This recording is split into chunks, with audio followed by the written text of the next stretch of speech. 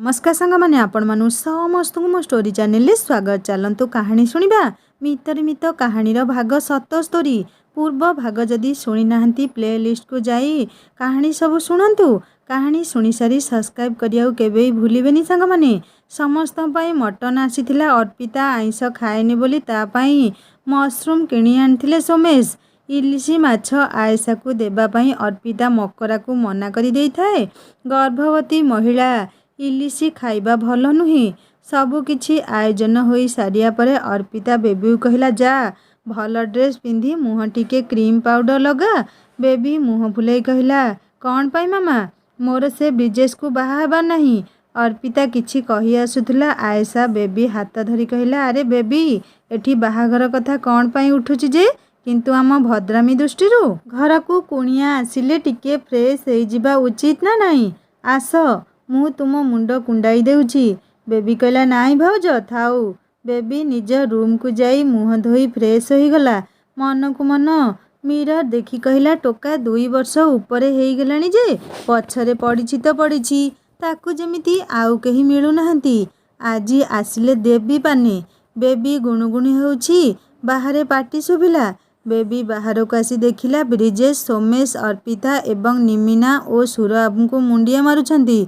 Baby मुह मोड़ी मन को मन कहला आहा लो केते भक्ति ए छुआटार।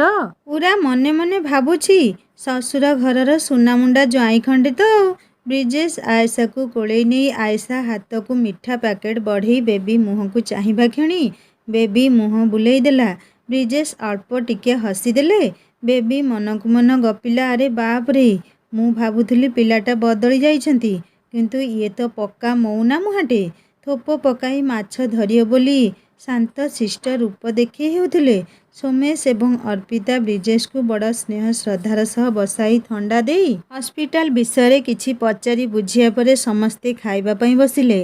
अर्पिता प्रथमे सुरबाबू एवं निमिना को नहीं सेमानक रूम रे देई आसिला। सुरबाबू एवं निमिना डाइनिंग अपेक्षा निज रूम रे सांग होई बसी खाइबा पई बेसी पसंद करती। तेणु अर्पिता सेमानकु केबे बाध्य करी डाके नाही। केबे केमिति इच्छा हेले दुहे आसी पिलामान सह खाआंती मिसी। सोमेश सबुबळे कहती अर्पिता बापा माँ जेते खराब हुंतु किंतु पिलामान पई भगवान सेमानंकु कष्ट देले आमे बेसी कष्ट पाइबा जे। जेउठी बापा माँ बुझिले तो भल कथा आउ जेउठी बुझी पारंती नहीं सेठी बाड़ेई पिटी होई मूल्य नहीं बरं नीरव रहिबा उचित। तेणु सेमानकर जेमिति इच्छा सेमिति रुहंतु। सुरबाबू एवं निमिना खाइबा परे अर्पिता सोमेश रोमी आयसा एवं बेबी पाई डाइनिंग रे बाढ़ी देला। आयसा राजी हो न थाए अर्पिता बिना खाइबा पाई किंतु अर्पितार आदेश आगरे चुपचाप खाइबा पाई बसिला। सोमेश खाइबा आरंभ कले एवं परे परे समस्ते खाइबा आरंभ कले। बेबी एवं आयसा गोटे साइड रे बसी थांती एवं ठीक सम्मुखरे रोमी एवं ब्रिजेश भी बसी थांती। सोमेश एकुटिया घरर मुरई पाई उद्दिष्ट चेयर रे बसी खाऊ थांती। अर्पिता सोमेश को सामना चेयर टाणी बसी थाए कहार कौन दरकार हेबो देबा पाई। रोमी खाइबा भितरे ब्रिजेश का सह कथा हेउथाए। बेबी मुह को तळौ करी खाउथाए। ब्रिजेश का ठीक सामना रे बेबी बसी थिला। ब्रिजेश बेबी मुह को टिके टिके चाहू थांती किंतु बेबी ब्रिजेश को थरटिए भी चाहू न थाए। ब्रिजेश बेबी आड़ को टेबुल तलू गोड़ बढ़ाई निज बुढ़ा आंगुठी टिपरे बेबी पाद को टच करने को चेष्टा कले। आयसा टिके तल को चाही हाथ रे धरिथिबा चामच पकाई ब्रिजेश को कौन ठारिला।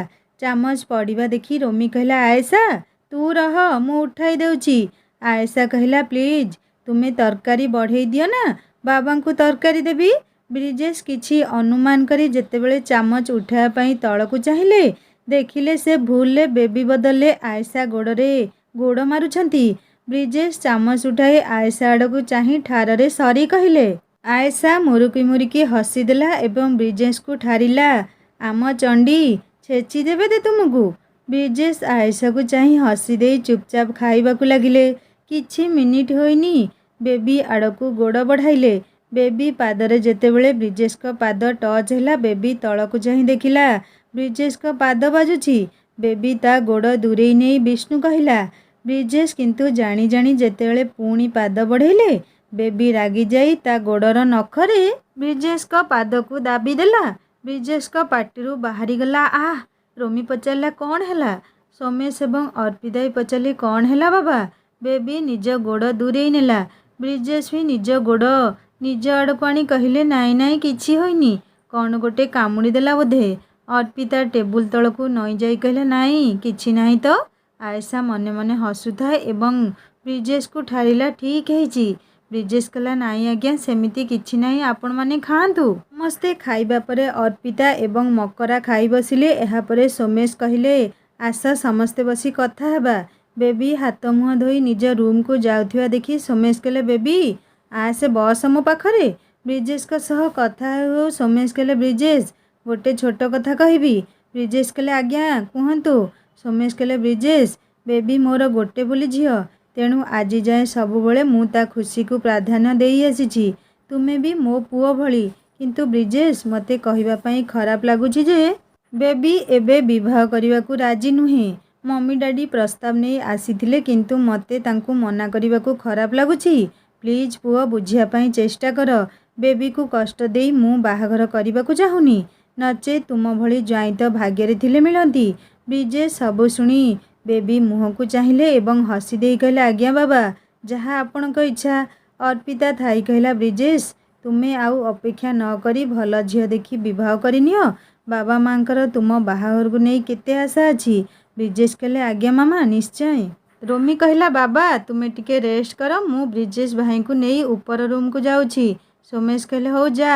ରୋମି ବ୍ରିଜେଶକୁ ନେଇ ଉପର ରୁମ୍କୁ ଗଲା ଏବଂ ଉପରେ ଥାଇ ବେବିକୁ ଫୋନ୍ କରି କହିଲା ଆରେ ବେବି ଫ୍ରିଜରୁ ଆଇସ୍କ୍ରିମ୍ ଆଣ ତ ଟିକେ। ବେବି ଫ୍ରିଜରୁ ଆଇସ୍କ୍ରିମ୍ ନେଇ ଯାଉ ଯାଉ ମନକୁ ମନ କହିଲା ଏ ଭାଇ ବିନା ସବୁବେଳେ ଏଇ ବ୍ରିଜେଶ ଆସିଲେ କାହିଁକି ଡାକେ କେଜାଣି। ବାବା ତ ରୋକଠୋକ ମନା କରିଲେ ପୁଣି ଡାକୁଛି ମୋତେ। ବେବି ଆଇସ୍କ୍ରିମ୍ ନେଇ ରୋମି ଏବଂ ବ୍ରିଜେଶ ହାତକୁ ବଢ଼େଇ ଦେଇ ଯାଉ ଯାଉ ରୋମିର ହଠାତ୍ ଏକ ଫୋନ୍ ଆସିବାରୁ ରୋମି ଫୋନ୍ ରିସିଭ୍ କରି ବାହାରକୁ ପଳାଇଲା। ବ୍ରିଜେଶ ବେବିକୁ କହିଲେ ବେବି ବସ। ବେବି କହିଲା ନାଇଁ ମୋର କାମ ଅଛି। ବ୍ରିଜେଶ କହିଲେ ଆରେ ବାହାଘର ପାଇଁ ତ ମନା କରିଲ, ପୁଣି ଅସୁବିଧା କେଉଁଠି, ଟିକେ ତ ବସ ଏଠି। କିଛି ନହେଲେ ଗୋଟେ ଭଲ ଫ୍ରେଣ୍ଡ ଭାବି ବସ। ବେବି ପଛକୁ ଆସି ଖଟ ଉପରେ ବସି ଯାଉ ଯାଉ ଅନର୍ଗଳ କହିଲା ଆଚ୍ଛା ଇଏ କି ଖରାପ କଥା କହିଲେ। ଆପଣ ଜଣକ ଘରକୁ ନିମନ୍ତ୍ରଣ ହୋଇ ଯାଇଥିବେ ଆଉ ସେ ଘରର ଝିଅକୁ ଟେବୁଲ ତଳୁ ଗୋଡ଼ ମାରିବେ, ଇଏ ତ ନିହାତି ଅଭଦ୍ରାମୀ ନା। ବ୍ରିଜେଶ କହିଲେ ହଁ ଅଭଦ୍ରାମୀ ତ ନିଶ୍ଚୟ, କିନ୍ତୁ ହୃଦୟ ଯଦି ସେ ଝିଅକୁ ନିଜର କରିନେଇଥିବ ତେବେ ଇଏ ତ ପ୍ରେମର ଇସାରା ହେଇଗଲା ନା। ବେବି କହିଲା ପ୍ରେମ କ'ଣ ଜବରଦସ୍ତି ହୁଏ? ବ୍ରିଜେଶ କହିଲେ ନା ତ, ସେଇଥିପାଇଁ ତ ବାବାଙ୍କ କଥାରେ ମୁଁ ସମ୍ମତି ଜଣାଇଲି। ବେବି କହିଲା ଓ ହ୍ୟାଲୋ, ମୋ ବାବାଙ୍କୁ ଆପଣ ବାବା କ'ଣ ପାଇଁ ଡାକୁଛନ୍ତି? ବ୍ରିଜେଶ କହିଲେ ଆୟେଶା ଭାଇ ହିସାବରେ ଡାକୁଛି। ବେବି ଚୁପ୍ ବସିଲା। ବ୍ରିଜେଶ କହିଲେ ଆଚ୍ଛା ତୁମର ସେ ଲଭର ଖବର କ'ଣ? କେତେ ଦୂର ଗଲା ତୁମ ପ୍ରେମ କାହାଣୀ? ବେବି କହିଲା ଆପଣଙ୍କର ଜାଣିବା କ'ଣ ଦରକାର। ବେବି ଉଠି ପଳେଇଲା ସିଧା। ବ୍ରିଜେଶ ବେବି ପଛରେ ହସି ଦେଇ ଆଇସ୍କ୍ରିମ୍ ଖାଇବାକୁ ଲାଗିଲେ। କିଛି ସମୟ ପରେ ବ୍ରିଜେଶ ସମସ୍ତଙ୍କଠାରୁ ବିଦାୟ ନେଲେ। ଆୟେଶା ଆଉ 4-5 ଦିନ ରହିବା ଭିତରେ ସୋମେଶଙ୍କ ବନ୍ଧୁବାନ୍ଧବଙ୍କ ତରଫରୁ ସାଦ ନେଇ ସମସ୍ତେ ଆସୁଥାନ୍ତି। 4 ଦିନ ପରେ ଆୟେଶା ଦିଲ୍ଲୀ ଫେରିଗଲା ଏବଂ ରୋମି ବ୍ରହ୍ମପୁର। ଆୟେଶା ସହ ଅଭିପ୍ସା, ଅମୃତ ଏବଂ ଶିଲା ଗଲେ। ଶିଲା ତାଙ୍କ ବାପ ଘରେ ଆୟେଶା ସହ ରହିଲେ ଆୟେଶାର କେୟାର ନେବାକୁ। ଶିଲାଙ୍କ ଭାଇ ରିଟାୟାର୍ଡ ପରେ ଦିଲ୍ଲୀରେ ରହୁଥିଲେ ସ୍ତ୍ରୀଙ୍କ ସହ। ସ୍ତ୍ରୀ ଏବଂ 2 ପୁଅଙ୍କୁ ନେଇ ଛୋଟ ସଂସାର ତାଙ୍କର। ପୁଅ ଦୁହେଁ ଆଉଟ୍ ଅଫ୍ ଇଣ୍ଡିଆରେ ରହୁଥିଲେ। ଦୁହେଁ ୱେଲ୍ ସେଟଲ୍ସ ଏବଂ ସ୍ତ୍ରୀ ପିଲାଙ୍କୁ ନେଇ ରହୁଥିଲେ ସେଠାରେ। ବିରାଟ ବଡ଼ ଘରେ ବୁଢ଼ାବୁଢ଼ୀ ଏବଂ ଚାକର ରହୁଥିଲେ, ତେଣୁ ଶିଲା ଆୟେଶା ସହ ସେଠି ରହିଲେ। ଆୟେଶାର କେୟାର ନେଇ ହେବ ଭାବି ନିଜ ଭାଇଙ୍କ ଅନୁମତି ନେଇଥିଲେ, କିନ୍ତୁ ଦୁହେଁ ଅନୁମତି ଦେବେ କ'ଣ, ଓଲଟା ଖୁସି ହୋଇଯାଇଥିଲେ। ଆୟେଶା ଘରୁ ମେଡ଼ିକାଲ କଲେଜ ଡ୍ରାଇଭର ସହ ଯିବା ଆସିବା କରୁଥାଏ।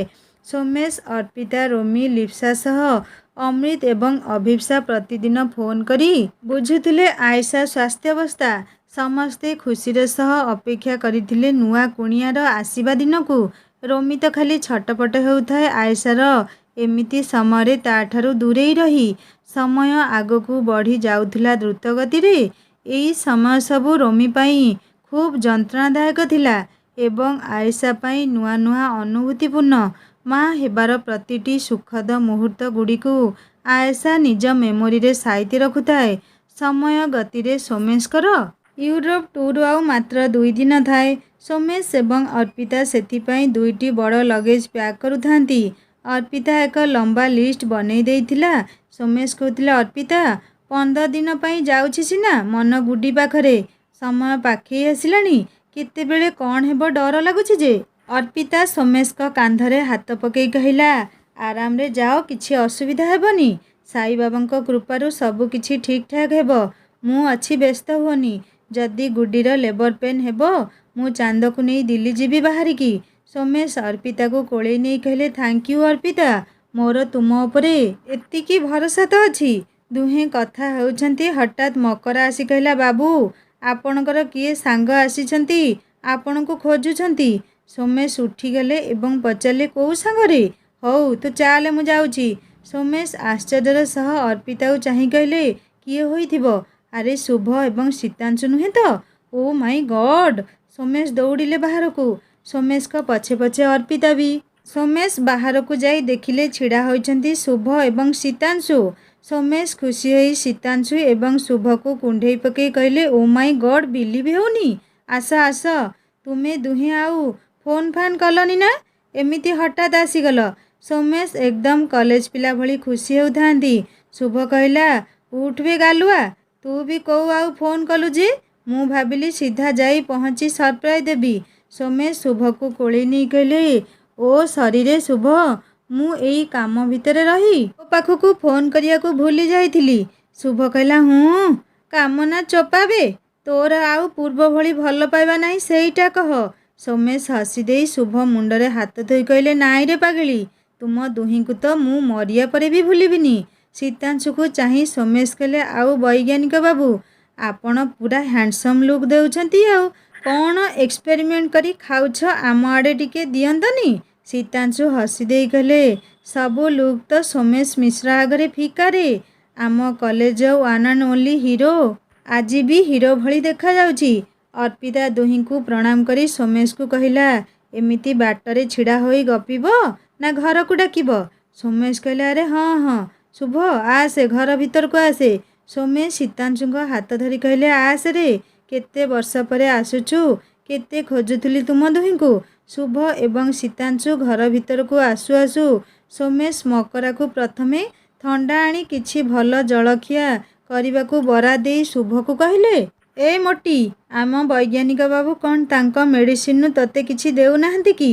ଶୁଭ କହିଲା, ନା ପରା, ବାବୁ ମନେ ମନେ ଭାବୁଛନ୍ତି, ଏଇଟା ବୁଢ଼ୀ ହେଇ ଶୀଘ୍ର ଶୀଘ୍ର ସ୍ୱର୍ଗକୁ ଟିକେଟ କାଟିଲେ ମୁଁ ଆଉ ଗୋଟେ ବାହା ହେବି, କିନ୍ତୁ ସେ ଜାଣିନାହାନ୍ତି ଏଇଟା ଏ ଜନ୍ମରେ ଆଉ ହେବନି। ଶୁଭ କଥାରେ ସମସ୍ତେ ଠୋ ଠୋ ହୋଇ ହସିଲେ। ସୋମେଶ କହିଲେ, ହେ ଭଗବାନ, ତୁମେ ସବୁ ଝିଅମାନଙ୍କ ମୁଣ୍ଡଟା ଏମିତି କାହିଁକି କେଜାଣି? ଶୁଭ କହିଲା, ଆବେ ତୁ ତାରିଫ କରୁଛୁ ନା ଗାଳି କରୁଛୁ? ସୋମେଶ କହିଲେ, ନା ରେ, ତାରିଫ କରୁଛି। ତତେ କିଏ ଗାଳି ଦେବ କହିଲୁ? ସୋମେଶ ଶୀତାଂଶୁକୁ ଚାହିଁ କହିଲେ, ଆଉ କେମିତି କେତେବେଳେ ଦିଲ୍ଲୀ ଛାଡ଼ି ହଠାତ୍ ଫରେନ୍ ଯାଇ ସେଟଲ୍ ହୋଇଗଲ ନା? ନା ଫୋନ୍ ଅଛି, ନା କିଛି ଖବର। ପୁଣି ଏତେ ବର୍ଷ ପରେ କେମିତି କେଉଁଠୁ ନମ୍ବର ପାଇ କଲ୍ କରିଲ? ଶୀତାଂଶୁ କହିଲେ, ନାଇଁ ରେ, ସବୁ କିଛି ଏମିତି ହଠାତ୍ ହଠାତ୍ ହୋଇଗଲା। ଫରେନ୍ରେ ସେଟଲ୍ ହେଉ ହେଉ ମୋ କାମ 18 ଘଣ୍ଟା ଲାଗି ରହିଲା। ତାପରେ ଛୁଆ ଦୁଇଟି ପଛକୁ ପଛ ହୋଇଗଲେ। ଆମ ନମ୍ବର ଚେଞ୍ଜ ହୋଇଗଲା ଭିତରେ ତୋ ନମ୍ବର ବି କୁଆଡ଼େ ହଜିଗଲା। ଆଉ ପରେ ଯେତେ ଖୋଜିଲୁ ପାଇଲୁ ନାହିଁ। ୟା ଭିତରେ କେବେ ବି ଓଡ଼ିଶା ଆସିନୁ, ତେଣୁ ଆଉ ତୋ ସହ ଯୋଗାଯୋଗ କରିହେଲାନି। କିନ୍ତୁ ଏବେ ହଠାତ୍ ଶୁଭ ଦିନେ ତା ପୁରୁଣା କଲେଜ ଡାଏରୀ କାଢ଼ି ଫୋପାଡ଼ୁ ଫୋପାଡ଼ୁ ତୋ ନମ୍ବର ମିଳିଗଲା। କିନ୍ତୁ ବିଶ୍ୱାସ ହେଉନଥାଏ ଏ ନମ୍ବର ତୋର ଥିବ ବୋଲି। ମୋତେ ଜଣାଇ ତୋତେ ଫୋନ୍ ଲଗାଉ ଲଗାଉ ଲାଗିଗଲା। ସବୁ ଭଗବାନଙ୍କ କୃପାରେ, ନଚେତ୍ ଆମେ ବି ତୋତେ ବହୁତ ମିସ୍ କରୁଥିଲୁ ରେ। ଶୁଭ କହିଲା, ହଉ ମ ଛାଡ଼, ଏବେ ସେ ପୁରୁଣା କଥା। ମୋ ପୁଅ ବୋହୂକୁ ଡାକ ଟିକେ। ଆଉ ମୁଁ ଯାହାକୁ ବୋହୂ କରିନେବାକୁ ଆସିଛି ତାକୁ ଟିକେ ମୋ ପାଖକୁ ଡାକ। ସୋମେଶ ହସି ଦେଇ କହିଲେ, ହେ, ତୋର ବି ଆଜି ଯାଏ ସବୁ କଥାରେ ତରତର ହେବା ଗଲାନି।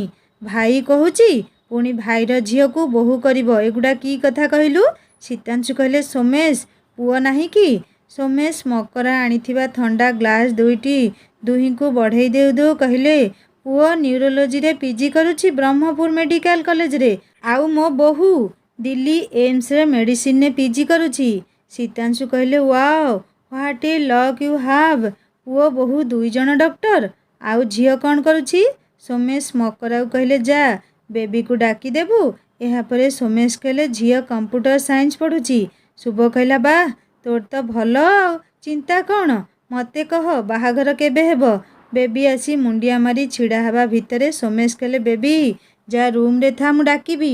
बेबी जीवा परे सोमेश कहले सीतांशु शुभ प्लीज तुमे दुहे मोर भल सांग एवं एते वर्ष परे देखा हैछ। तुमको पाई मु जे केते खुशी तुमे माने कल्पना करि परिबो नाही।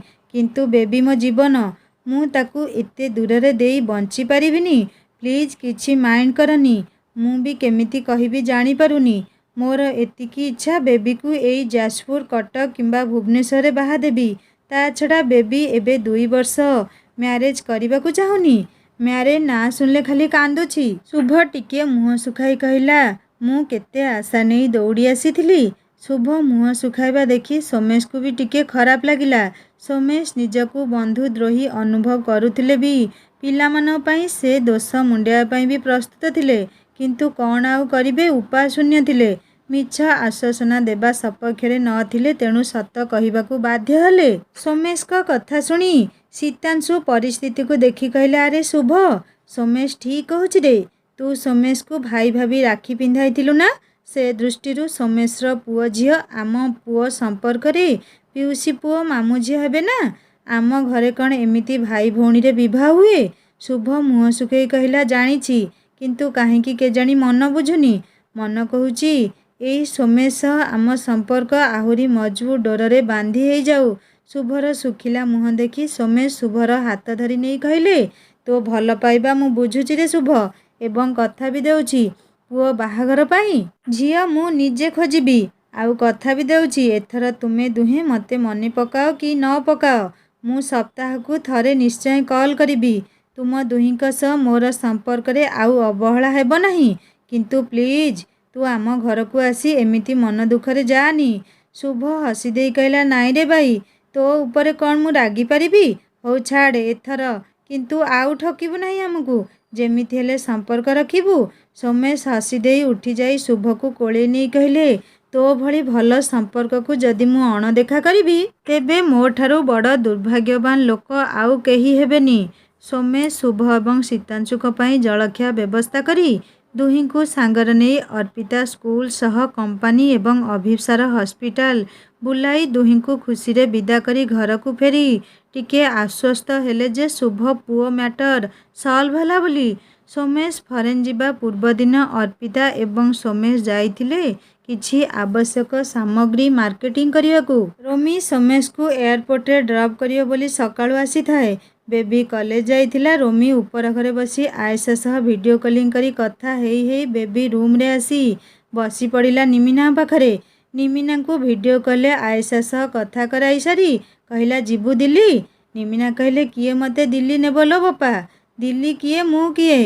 रोमी निमिना सह लागिया पई कहला काई तो स्वामी रोजगार जाऊनु तो स्वामी कर तो भल पेंशन मिलुछि आबे सेगुड़ा तू करूछु कौन। निमिना कहला आउ मोर दीदीटा झियो छंतीटी तांकर ओसा पुनी कौन नाई ना कौन।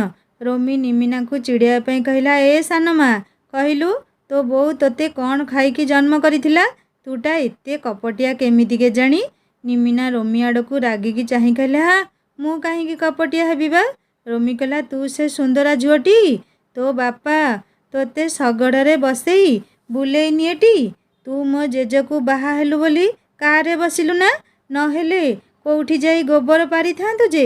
सुराबू हसी दे कहले गोबर पारी थांता साइकेल पछरे बसी बुली थांता नुहे कि। मीना चिड़ी जाई उठी पळाइले। सुराबू भी हसी दे साइकेल खंडक काढ़ी कहले नाती मु आसुची टिके बजार रे। निमिना जीवा परे रोमी से घरे किछि समय बसी बसी विरक्त लागिबारु उठी जाई बेबीर बही सबु काढ़ी पाठ सबु कौन नजर पकाऊ पकाऊ हठात गोटे बहिरू गली पड़ा से दिनर रंग नंबर पुओ देइथिबा चिठीटी। रोमी पढ़ी सारी चिठीटी को पकेट रखिला। सोमेश अर्पिता एवं बेबी आसिया परे समस्ते खियापिया करी सारी आयशा सह ଭିଡ଼ିଓ କଲ୍ କରି କଥା ହେଲେ।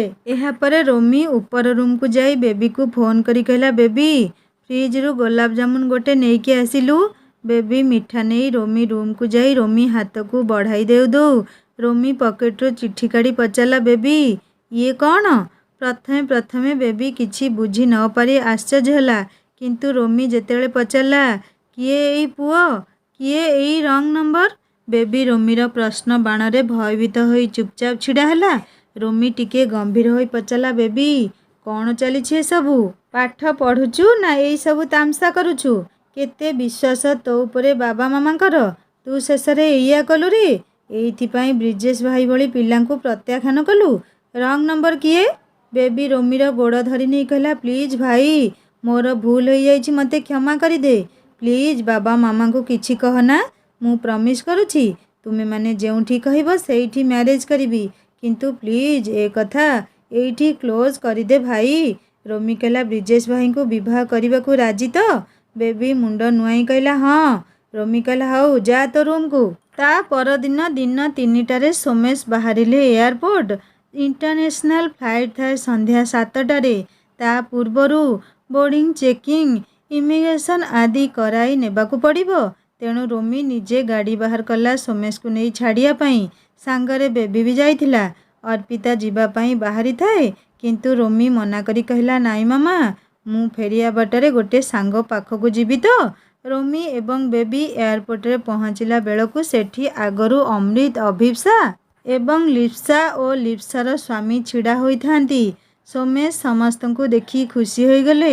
ସମସ୍ତଙ୍କ ସହ କିଛି ସମୟ କଥା ହୋଇ ଏୟାରପୋର୍ଟ ଭିତରେ ଏଣ୍ଟ୍ରି କରିବା ପରେ ଅଭିପ୍ସା ରୋମି ଏବଂ ବେବି ସହ ଲିପ୍ସାକୁ ବାଧ୍ୟ କରି ନିଜ ସହ ନିଜ ଘରକୁ ନେଇଗଲା। ରୋମି ଅମୃତ ଏବଂ ଅଭିପ୍ସାଙ୍କ ସହ ରାଜେନ୍ଦ୍ର ବାବୁ ଏବଂ ସଞ୍ଜୁ ସବିତାଙ୍କ ସହ କିଛି ସମୟ ବିତାଇ ଆୟଶା ବିଷୟରେ କଥା ହୋଇ ବେବିକୁ ଧରି ଘରକୁ ବାହାରିବା ବାଟରେ କହିଲା, ବେବି ଚାଲ ଗୋଟେ ଭଲ ହୋଟେଲ ଯିବା। ଟିକେ ସ୍ନାକ୍ସ ଖାଇ ଜେଜ, ମା ଏବଂ ମାମା ଓ ମକରା ପାଇଁ ନେଇଯିବା। ଶୁଣିଛି ଏଠି ଭଲ ଇଭିନିଂ ସ୍ନାକ୍ସ ମିଳେ। ବେବି ହଁ କହିବା ପରେ ରୋମି ଗାଡ଼ି ବୁଲାଇଲା ଏକ ଦାମୀ ହୋଟେଲ ଆଡ଼େ। ହୋଟେଲ ଆଗରେ ଗାଡ଼ି ରଖି ଓହ୍ଲେଇ ପଡ଼ିଲେ ଦୁହେଁ। ରୋମି ବେବିକୁ ନେଇ ଯେତେବେଳେ ଭିତରକୁ ଗଲା, ହଠାତ୍ ନଜର ପଡ଼ିଲା ବ୍ରିଜେଶ ବସି କଫି ପିଉଥାନ୍ତି। ରୋମି କହିଲା, ଆରେ ବ୍ରିଜେଶ ଭାଇ, ତୁମେ ଏଠି? ବ୍ରିଜେଶ କଫି କପ୍ ହାତରେ ଧରି ଉଠି ଯାଇ କହିଲେ, ଆରେ ଅନିମେଷ, ତୁମେ ଏଠି? ଆଜି ପରା ବାବାଙ୍କର ଫରେନ୍ ଯିବାର ଥିଲା। ରୋମି କହିଲା, ହଁ, ବାବାଙ୍କ ଫ୍ଲାଇଟ୍ ବି ଟେକ୍ଅଫ୍ କରିସାରିବଣି। ବାବା ଏବେ ତ କଲ୍ କରିଥିଲେ। ବ୍ରିଜେଶ କହିଲେ, ହଁ, ମୁଁ ବି ଘଣ୍ଟେ ପୂର୍ବରୁ କଥା ହେଇଥିଲି, କିନ୍ତୁ ଡ୍ୟୁଟି ପ୍ରେସରରୁ ଯାଇପାରିଲି ନାହିଁ। ଆଉ ବେବି, ତୁମ ଖବର କ'ଣ? ପଢ଼ାପଢ଼ି କେମିତି ଚାଲିଛି? ବେବି ବ୍ରିଜେଶଙ୍କ ପ୍ରତି ଆଗ୍ରହ ନଥିବା ଭଳି କହିଲା, ହଁ, ଠିକ୍ ଚାଲିଛି। ବେବି ରୋମି ହାତ ଧରି କହିଲା, ଭାଇ ଘରକୁ ଯିବା ଚାଲେ। ରୋମି କହିଲା, ଆରେ ବେବି, ତୁ କ'ଣ ଅର୍ଡ଼ର କର ପ୍ରଥମେ। ଆମେ ବ୍ରିଜେଶ ଭାଇଙ୍କ ସହ ମିଶି କିଛି ସ୍ନାକ୍ସ ଖାଇ ଘର ପାଇଁ ପ୍ୟାକ୍ କରି ବାହାରି ଯିବା। ବ୍ରିଜେଶ କହିଲେ, ଆସ ପ୍ରଥମେ ବସ ଏଠି। ସମସ୍ତେ ଟେବୁଲରେ ବସିବା ପରେ ରୋମି ଘର ପାଇଁ କ'ଣ ନେବ ଅର୍ଡ଼ର କରିବା ପରେ ବେବି ଏବଂ ବ୍ରିଜେଶ କ'ଣ ଖାଇବେ ଅର୍ଡ଼ର କରିବାକୁ କହି କହିଲା, ଭାଇ ବେବି ଏଠି ଥାଉ, ମୁଁ କିଛି ସମୟ ଭିତରେ ଫେରୁଛି। ରୋମି ଉଠୁ ଉଠୁ ବେବି କହିଲା, ଭାଇ ମୋତେ ଏକା ଛାଡ଼ି କୁଆଡ଼େ ଯାଉଛୁ? ରହ, ମୁଁ ବି ଯିବି ତୋ ସହିତ।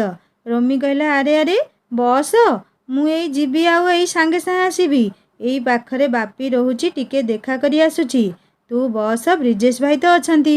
ବେବି ଉଠି ଯାଇ କହିଲା, ମୁଁ ବି ଯିବି ତୋ ସହ। ରୋମି ବେବିକୁ ଚେୟାରରେ ବସେଇ କହିଲା, ଆରେ ବୋକି, ବ୍ରିଜେଶ ଭାଇ ଖରାପ ପିଲା ନୁହନ୍ତି, ତୁ ବସି କଥା ହୋ। ସେ ଆମ ନିଜ ଲୋକ, ତତେ କିଛି ଅସୁବିଧା ହେବନି। ବସ ଏଠି, ମୁଁ ଆସୁଛି ସାଙ୍ଗେ ସାଙ୍ଗେ। ରୋମି ଯିବା ପରେ ବେବି ଏକଦମ ଶାନ୍ତ ସରଳ ପିଲା ଭଳି ଚୁପଚାପ ମୁହଁ ତଳକୁ କରି ବସିଲା। ବ୍ରିଜେଶ ବେବି ହାତ ଉପରେ ହାତ ରଖି ପଚାରିଲେ, ବେବି କ'ଣ ଖାଇବ କୁହ?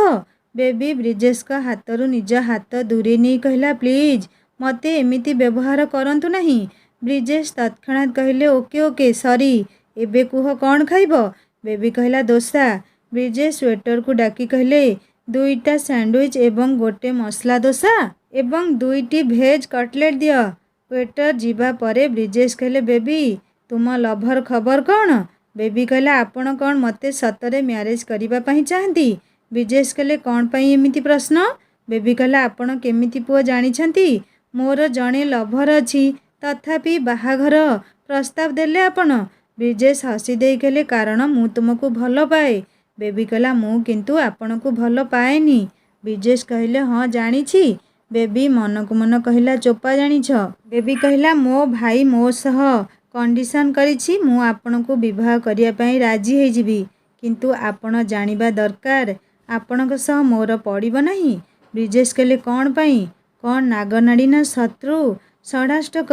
बेबी कहला प्लीज मते से जातक पाठ पढ़ातु नहीं मोर एथिरे किछि भी ज्ञान नहीं। ब्रिजेश हसी दे कहले ओ सॉरी मु भाबिली तुमे जातक मेलक करिछ। बेबी कहला आपणकर कौन आउ केउठी झियो पसंद हेलानी। ब्रिजेश कहले ना पसंद हेलानी तो मु आउ कौन करिबी। बेबी कहला आपणक आखिरे कौन मु खाली पसंद हेली। ब्रिजेश अल्प हसी दे कहले हाँ। बेबी कहला किंतु काहींकी। ब्रिजेश कहले अरे बाबा एइटा परा हृदयर भावना काहार काहा प्रति केउ मुहूर्तरे दुर्बलता आसे ए कथा कौन कही हेबो। एई जेमिति मु तुमको भल पाउछि किंतु तुमे आउ काहाकू। बेबी कहला अच्छा आपण जानती मो भाई कौन पाई कंडीशन करिछि आपण को विवाह करिया पाई। सांगमाने रोमी बेबी सहित ब्रिजेश को बाहा हेबा पाई कौन कंडीशन करिछि।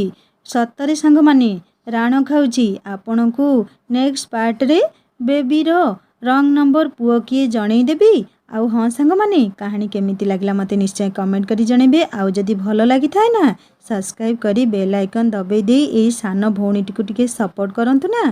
कहानी सुनी सारी सांगमाने लाइक टे निश्चय करिवे आउ हाइप करबा को केबे भी भूलिबेनी। हिंदी स्टोरी चैनल को विजिट करंतु सांगमाने एही कहानी रो डिस्क्रिप्शन में लिंक दे देछि। कहानी सुनी सारी सब्सक्राइब करिया को केबे भी भूलिबेनी। सुंदर सुंदर कहानी अपलोड हो जाइछि। रहुछि नमस्कार जय जगन्नाथ।